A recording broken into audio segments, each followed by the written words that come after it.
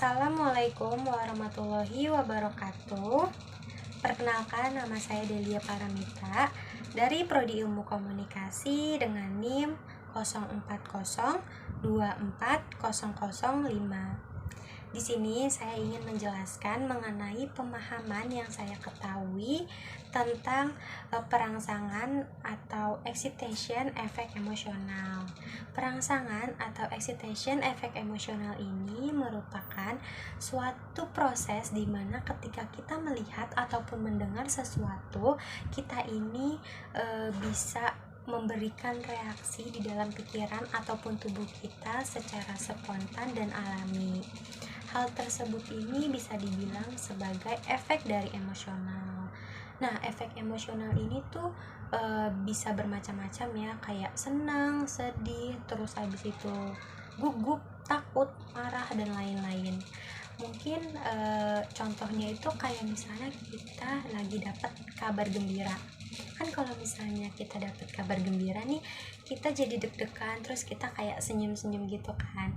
Nah, hal ini tuh termasuk ke dalam rangsangan efek emosional. Terus kalau misalnya kita juga lagi nonton film drama Korea, kan tanpa kita sadari kan kalau film itu kan ngebawa emosi yang berlarut-larut ya, kayak misalnya entar senang, entar sedih, entar marah, entar kesel, entar senang, entar sedih lagi gitu.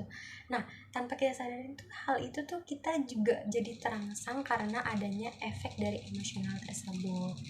Efek emosional ini tuh terjadi karena adanya kespontanan di dalam diri kita yang terjadi secara alami.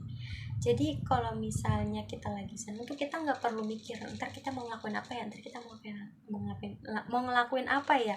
Nah, itu tuh nggak perlu, karena kalau misalnya kita lagi senang tuh kita juga jadi bisa ngasih reaksi yang spontan aja gitu. Terus juga kalau misalnya efek ini kan bisa mempengaruhi cara kita untuk bertindak, bersikap, ataupun berpikir kan. Makanya dengan adanya hal ini kita juga bisa mempelajari macam-macam efek emosional. Kayak kalau misalnya kita lagi senang, kalau kata orang kan kalau senang gak berlebihan, ntar kita bisa nangis, terus juga bisa kita gak fokus nantinya.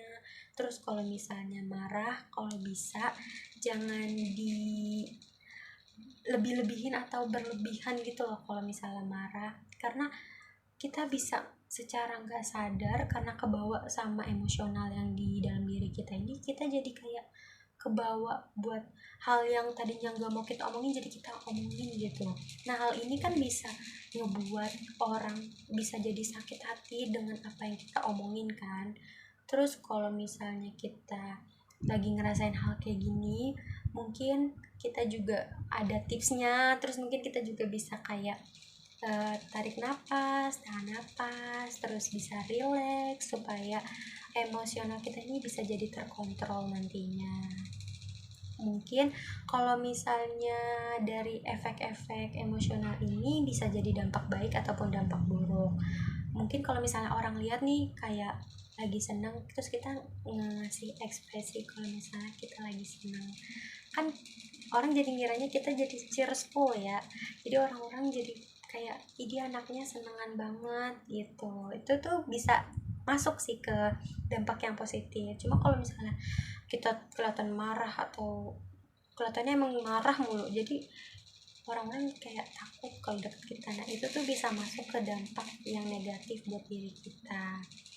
Mungkin dengan adanya efek emosional ini kita jadi bisa tahu tentang gimana perasaan yang kita rasain, terus gimana cara ngatasin emosi yang kita hadepin. Mungkin juga kita bisa tahu caranya bertindak ketika diri kita lagi ngerasa emosional. Mungkin hal itu aja yang bisa saya sampaikan.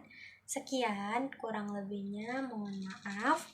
Wassalamualaikum warahmatullahi wabarakatuh.